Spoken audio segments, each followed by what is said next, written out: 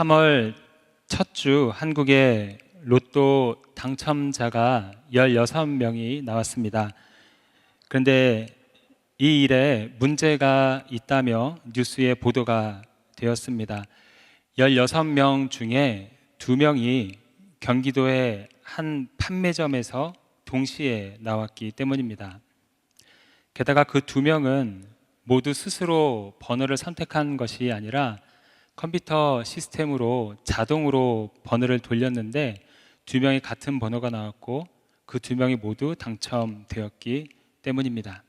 사람들은 이런 일이 벌어질 확률은 수학적으로 불가능하다며 의의를 제기했습니다. 그래서 한 방송국에서 이 일로 뉴스를 보도한 것입니다.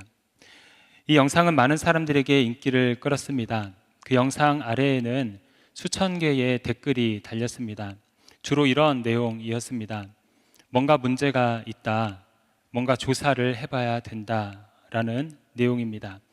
그리고 더 이상 로또 당첨을 모르게 하는 것이 아니라 생방송으로, 그것도 모두가 보는 앞에서 방영을 해야 된다라는 의견도 있었습니다. 그 중에 하나의 의견은 거기가 어디냐라는 의견이었습니다.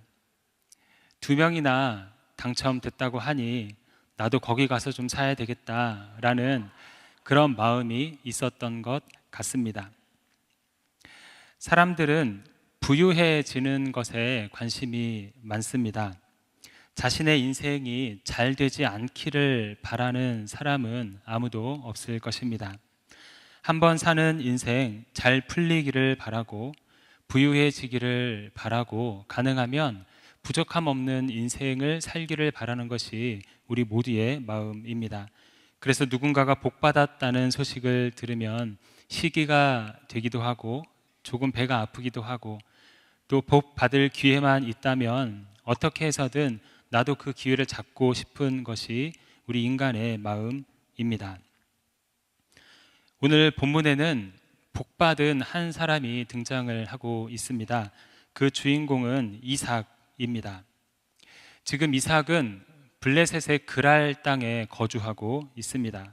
그가 원래 살던 곳에 흉년이 들어서 하나님이 블레셋의 그랄 땅으로 이삭의 인생을 인도하셨기 때문입니다. 살던 곳을 떠나 새로운 곳에 정착한다는 것은 쉬운 일은 아닙니다. 그런데 성경을 보면 이삭이 그 땅에서 그 해에 100배의 결실을 맺었다고 말씀합니다. 여기 계신 분들은 아마 새로운 곳에서 정착한다는 것이 얼마나 어려운지 다 아실 거라 생각이 듭니다. 미국에 처음 오면 낯선 땅에서 새로운 만남 속에서 적응해야 되고 또 음식이나 문화 그리고 언어까지도 우리가 배워야 되고 적응하는 시간이 필요합니다. 그런 상황 속에서 뭔가 삶의 결실을 맺는다는 것은 참 어려운 일입니다. 그런데 오늘 이삭이 그 어려운 일을 해내고 있는 것입니다. 이주한 그 해에 100배의 결실을 맺게 됩니다. 13절은 복받은 이삭의 인생을 더욱 적극적으로 표현합니다. 그 사람이 창대하고 왕성하여 마침내 거부가 되었다.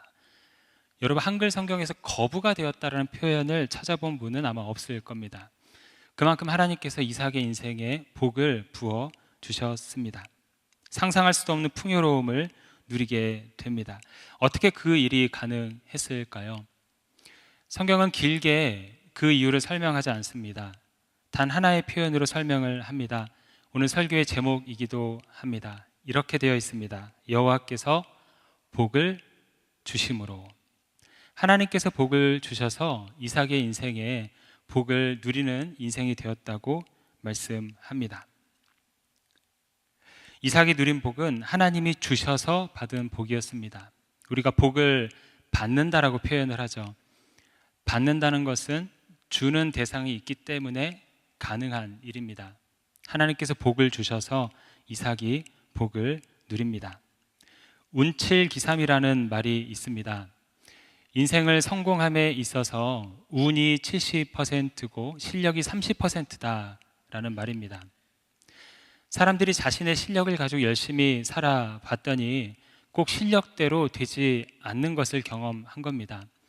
때로는 실력이 뛰어나지 않은데 인생이 잘 풀리는 경우가 있는가 하면, 실력은 별로 뛰어나지 않은데 어떤 사람의 인생을 보니까 그 사람의 인생이 너무 잘 풀리는 것을 보게 된 겁니다. 그래서 이것을 표현할 방법이 없어서 운이라는 단어로 표현을 한 겁니다. 하지만 성경은 인생이 잘 풀릴 수 있는 그 이유 한 가지를 분명하게 말해주고 있는 것입니다. 여호와께서 복을 주셨기 때문에. 성경을 보면 하나님은 모든 복을 소유하신 분이시고 그 복을 나누어 주시는 분이십니다. 사람들은 재물의 복을 부러워합니다. 그 모든 재물은 그러나 하나님의 것이라고 말씀하죠. 학개 2장 8절 말씀입니다. 은도 내 것이요 금도 내 것이니라, 만군의 여호와의 말이니라. 사람들은 장수의 복을 좋아합니다. 성경은 우리의 생명, 건강, 그 모든 것이 하나님께서 주시는 것이라고, 하나님께 있다고 말씀합니다. 욥기 12장 10절 말씀입니다. 모든 생물의 생명과 모든 사람의 육신의 목숨이 다 그의 손에 있느니라. 그래서 여러분, 가장 위대한 복은 무엇이냐면 모든 복을 소유하고 계신 하나님과 가까이 거하는 인생이 가장 복된 인생입니다. 시편의 저자는 그 비밀을 깨달았습니다. 그래서 이렇게 고백을 합니다. 함께 읽어볼까요? 하나님께 가까이 함이 내게 복이라. 하나님께 가까이 하는 것이 복이다라고 말씀합니다. 사랑하는 여러분, 복 주시는 주님과 가까이 하는 삶이 가장 복된 삶임을 믿으시기를 바랍니다. 그래서 예수 그리스도를 믿어 멀어졌던 하나님과의 관계가 회복되어 늘 하나님과 동행하는 우리의 삶이 복된 삶인 것입니다. 하나님을 예배하는 이 시간이 가장 복된 삶인 이유는 우리가 주님을 가까이 하는 시간이기 때문입니다. 바라기는 오늘 예배함을 통해 우리의 영혼을 복되게 하시고 우리의 인생을 복되게 하시는 하나님의 은혜가 우리 안에 가득하기를 주님의 이름으로 축복합니다. 이제 복받은 이삭의 삶을 한번 자세히 들여다보면서 하나님 주신 은혜를 함께 나누도록 하겠습니다. 본문 12절과 13절 말씀 우리 함께 읽어보도록 하겠습니다. 이삭이 그 땅에서 농사하여 그 해에 100배나 얻었고 여호와께서 복을 주심으로 그 사람이 창대하고 왕성하여 마침내 거부가 되어. 하나님께서 복을 주셔서 풍성함을 누리고 있는 이삭의 삶입니다. 100배의 열매를 맺었고 창대하고 왕성하게 되었다. 앞서 말했던 것처럼 이삭이 복을 누린 것이 전적인 하나님의 은혜임을 다시 한번 보여주는 구절입니다. 그렇다면 여러분, 하나님께서 복을 주셨는데 하나님의 복을 받은 이삭은 무엇을 하고 있었을까요? 하나님께서 하늘의 복을 땅에 살고 있는 이삭에게 내려주셨는데 땅에 살고 있었던 이삭은 무엇을 하고 있었을까요? 12절은 이렇게 시작을 합니다. 이삭이 그 땅에서 농사하여. 하나님께서 이삭에게 복을 내려주실 때에 이삭은 무엇을 하고 있었는가? 땅에서 농사를 짓고 있었습니다. 그리고 하나님께서 농사 짓는 이삭의 삶에 100배의 결실을 맺게 하십니다. 자, 이제 농사를 지었을 때 복을 주셨으니까 우리는 다 하던 일을 내려놓고 다 이제 쟁기 하나씩 들고 밭에 가서 농사를 지으면 하나님이 100배의 결실을 맺어주는 것일까요? 그것은 아니겠죠. 하나님이 농사하는 이삭에게 복을 주셨다라는 것이 어떤 의미가 있는지 말씀을 보며 계속 나누기를 원합니다. 첫째로, 하나님은 우리의 일을 통해 우리를 축복하시는 분이십니다. 하나님이 이삭에게 복을 주실 때 이삭이 집에서 아무것도 하지 않고 멍하니 가만히 있을 때 누군가가 문 앞에다가 거부가 될 만한 재물을 갖다 놓은 것이 아니었습니다. 하나님이 이삭에게 복을 주실 때에 하나님이 돈다발을 하늘에서 떨어뜨리신 것이 아니었습니다. 이삭이 농사를 지을 때에 하나님이 그가 하는 농사에 복을 주셔서 100배의 결실을 맺게 하셨습니다. 농사는 이삭의 업이었습니다. 농사는 땀을 흘리는 노동이기도 합니다. 농사는 성실해야 하는 것이고 꾸준히 해야 하는 것입니다. 하나님의 이삭이 수고하고 있는 그 농사일을 잘 되게 하시며 100배의 결실을 맺게 하시고 그에게 복을 내려 주셨습니다. 하나님이 우리에게 복 주시는 방법 중 하나가 우리가 하는 일을 통해 우리를 축복하신다는 겁니다. 제가 미국에 처음 와서 공부를 시작했습니다. 한국에서 돈을 모아서 그리고 누군가의 후원을 조금씩 받으면서 그렇게 미국에 공부를 하기 위해서 왔습니다. 그런데 하루하루 살아가는데 예상하지 못한 돈이 계속 나가는 겁니다. 누군가 조언을 해주시더라고요. 미국은 숨만 쉬면 돈을 내야 된다고. 그게 무슨 말인지 몸소 경험을 한 거죠. 뭘 하려고 그러면은 신분도 안 되고 하니까 다 디파짓을 내라 그러고 생각하지 못했던 돈이 계속 나가는 겁니다. 그러면서 염려가 생기기 시작했습니다. 이러다가 공부를 끝까지 못 마치면 어떻게 할까 이런 생각이 든 거죠. 그래서 하나님께 매달렸습니다. 하나님, 지금 상황이 이러이러하니까 저를 좀 도와주시면 좋겠습니다. 어떻게 해야 될까요? 그렇게 기도하는 중에 미국에서 작은 사업을 하고 있는 대학교 동창을 만났습니다. 그 친구가 사람을 구하고 있었습니다. LA에 있었던 회사에서 플러튼에 있는 회사로 물건을 딜리버리 해줘야 되는데 운전할 사람이 없다는 겁니다. 그런데 때마침 그 일을 새벽에 하면 된다는 겁니다. 그래서 제가 이건 하나님의 응답이다 라고 해서 1년 동안 일주일에 2-3번씩 새벽에 그렇게 아르바이트를 하면서 하나님의 응답을 경험했던 그런 기억이 있습니다. 하나님께 부족한 것을 달라고 하면 그것을 바로 주시면 좋겠는데 하나님은 무언가를 통해서 주십니다. 특별히 우리의 일을 통해서 하나님은 우리를 축복하십니다. 성경을 보면 하나님이 하나님의 백성을 향한 축복의 말씀을 많이 하셨습니다. 하나님이 어떤 축복을 주실 것이고 그 축복을 누구에게 줄 것이며 어떻게 그 축복을 받을 것인지에 대한 말씀이 담겨 있습니다. 특별히 신명기 28장의 축복장으로서 그런 내용이 많이 담겨져 있는데 그 중에 하나님께서 우리에게 복 주시는 방법을 말씀하시면서 이렇게 말씀을 하셨습니다. 28장 8절의 말씀을 보면 여호와께서 명령하사 내 창고와 내 손으로 하는 모든 일에 복을 내리시고 내 하나님 여호와께서 내게 주시는 땅에서 내게 복을 주실 것이며 하나님께서 우리가 하는 손으로 하는 모든 일을 통해서 복을 주시겠다고 말씀하십니다. 우리는 매일 일을 하면서 살고 있습니다. 직장 생활을 하거나 사업을 하신 분들은 일터에서 일을 하실 겁니다. 은퇴를 하시거나 집안에 있는 시간이 많다고 해서 우리가 쉬는 것은 아니죠. 우리의 손이 쉬지는 않습니다. 우리는 무언가 계속 일을 합니다. 집안 일도 하고 손주도 봐줘야 되고 교회에서는 봉사도 해야 되고 두 손을 모아 기도를 하며 우리는 그렇게 살아갑니다. 하나님은 우리가 그렇게 손으로 하고 있는 모든 일을 통해 우리를 축복하시겠다고 오늘 말씀하십니다. 저 여러분의 삶 가운데에 하나님께 허락하신 삶의 자리에서 우리가 하는 모든 일 가운데 부어주시는 하나님의 은혜가 우리의 삶에 가득하기를 소망합니다. 두 번째로 하나님이 농사하는 이삭에게 복을 주셨다는 의미는 하나님이 좋은 것을 심은 인생을 복되게 하신다는 의미입니다. 이삭이 농사를 했다고 할 때 농사하다라는 이 단어의 히브리어의 근원을 찾아가서 번역을 하면 씨를 뿌리다, 씨를 심다라는 뜻을 가지고 있습니다. 그러니까 이삭이 씨를 뿌렸고 하나님이 이삭이 뿌린 그 씨의 100배의 결실을 맺게 하신 겁니다. 우리나라 속담 중에 이런 속담이 있습니다.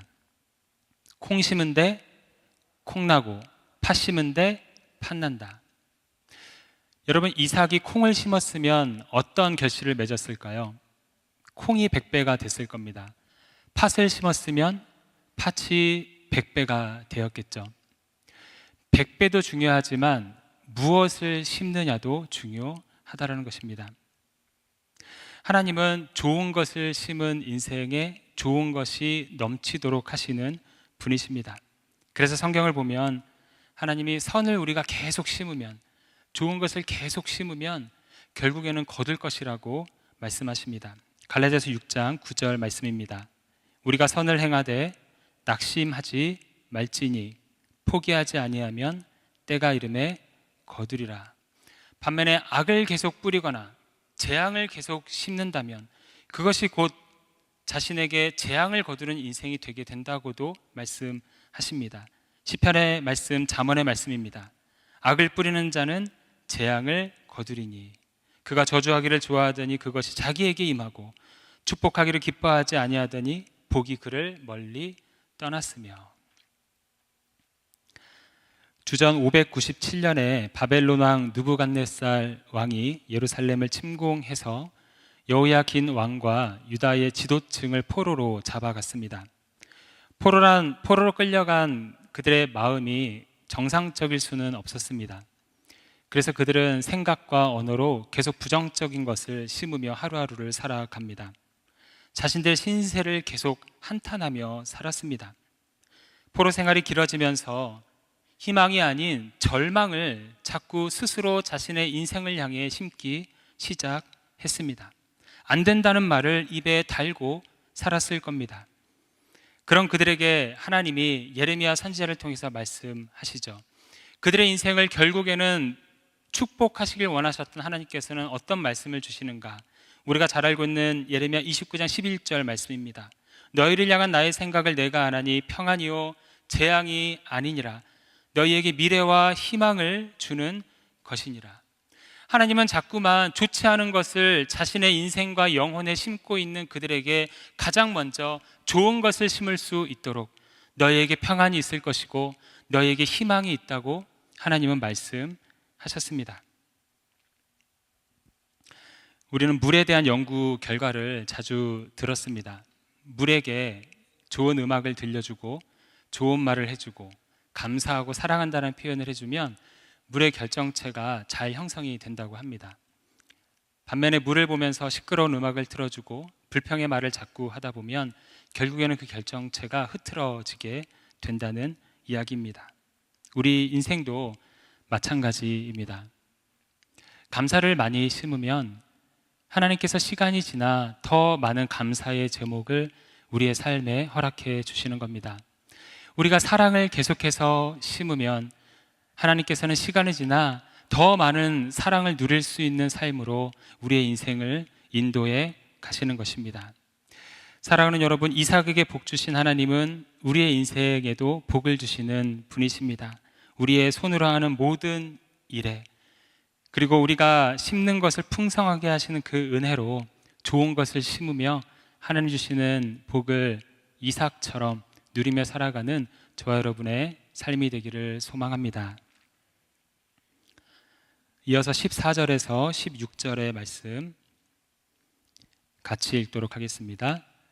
양과 소가 떼를 이루고 종이 심이 많으므로 블레셋 사람이 그를 시기하여 그 아버지 아브라함 때에 그 아버지의 종들이 판 모든 우물을 막고 흙으로 메었더라.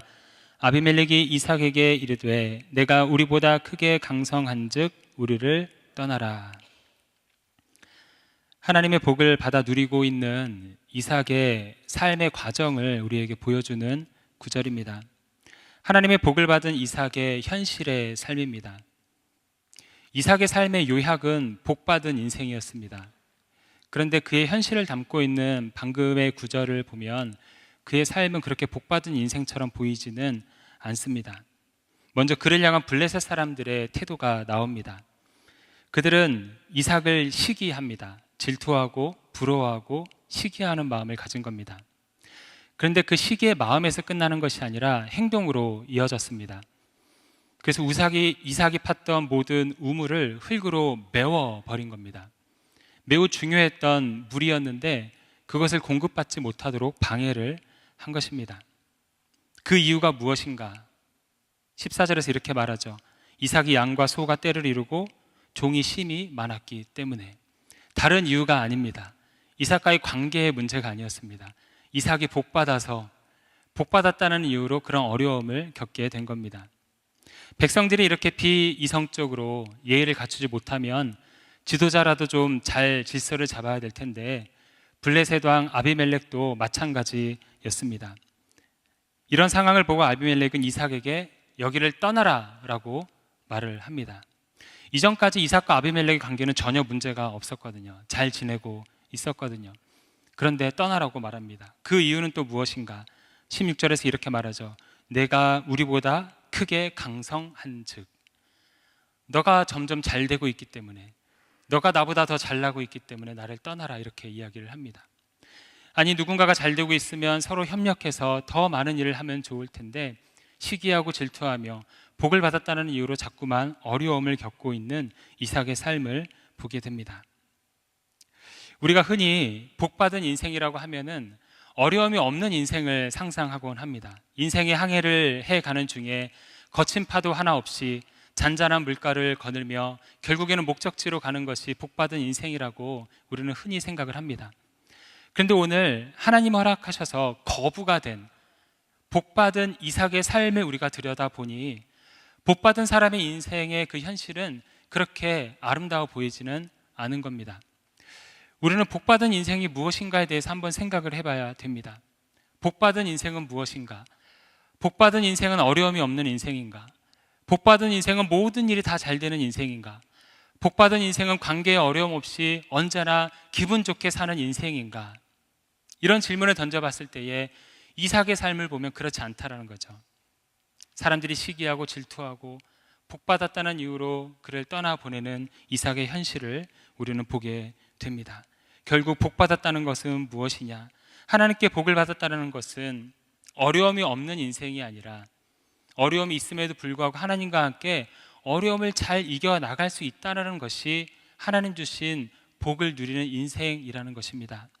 그래서 이삭의 이어지는 이야기를 보게 되면 이삭은 그런 어려움 가운데서도 일을 잘 해결해 나갑니다. 장애물을 잘 극복해 나갑니다. 사람들이 우물을 파고 이삭의 우물을 빼앗아서 떠나라고 하면은 조용히 떠납니다. 아비멜렉이 떠나라고 하자 또 떠납니다. 아비멜렉이 말했던 것처럼 이삭이 강성했거든요. 싸우면 한번 해볼만 했거든요. 결과를 알 수 없었거든요. 그러나 이삭은 평화롭게 가능한 평화롭게 인생의 장애물들을 잘 극복해 나가는 모습을 보여줍니다. 하나님께 복을 받은 이삭은 어려움을 하나님과 함께 지혜롭게 잘 이겨낸 사람이었습니다.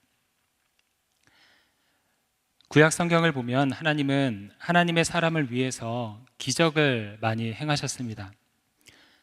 하나님이 특별히 구약 시대에 행하신 기적들을 보면 하나님이 창조하신 천지 만물들을 움직이시면서 하나님의 백성을 인도하시는 것을 보게 됩니다. 홍해 사건, 하나님이 바다를 가르십니다. 전쟁 중에 해를 멈추게 하신 적도 있습니다. 배고픈 백성들을 위해서 만나와 메추라기를 내려주신 적도 있습니다. 이처럼 하나님이 자연을 움직이시면서 하나님의 백성을 보호하시고 인도하셨습니다. 그런데 신약 성경에 가면 물론 기적은 일어나지만 구약 시대와 같은 기적은 잘 눈에 띄지 않습니다. 그리고 더 시간이 지나서 성경 시대가 끝나고 우리가 살아가고 있는 현대에 이르기까지 구약 시대에 나타나는 그런 기적들을 우리는 잘 보기 어렵습니다. 사실 어릴 적부터 그런 기적을 한번 좀 보고 싶다라는 순수한 마음이 있었거든요.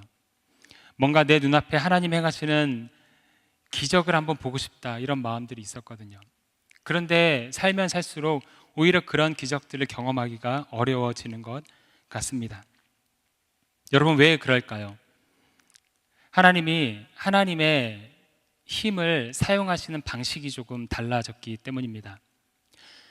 구약시대 하나님은 자연을 움직이시는 데 힘을 사용하셔서 하나님의 백성을 보호하시고 인도하셨습니다.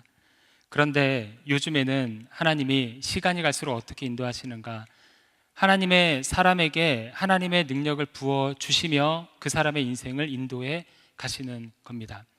예수 그리스도를 이 땅에 보내주시고 예수 그리스도께서 우리에게 성령을 주시면서 성령 충만함으로 우리가 인생의 장애물들을 잘 넘어갈 수 있도록 하나님께서 우리에게 그렇게 역사하시는 겁니다.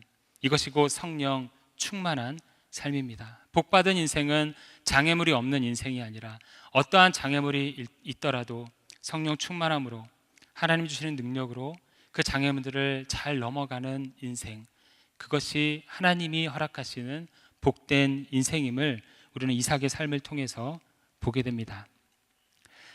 구약의 스가랴 말씀 중에 정말 멋진 말씀이 있습니다. 4장 7절 말씀입니다.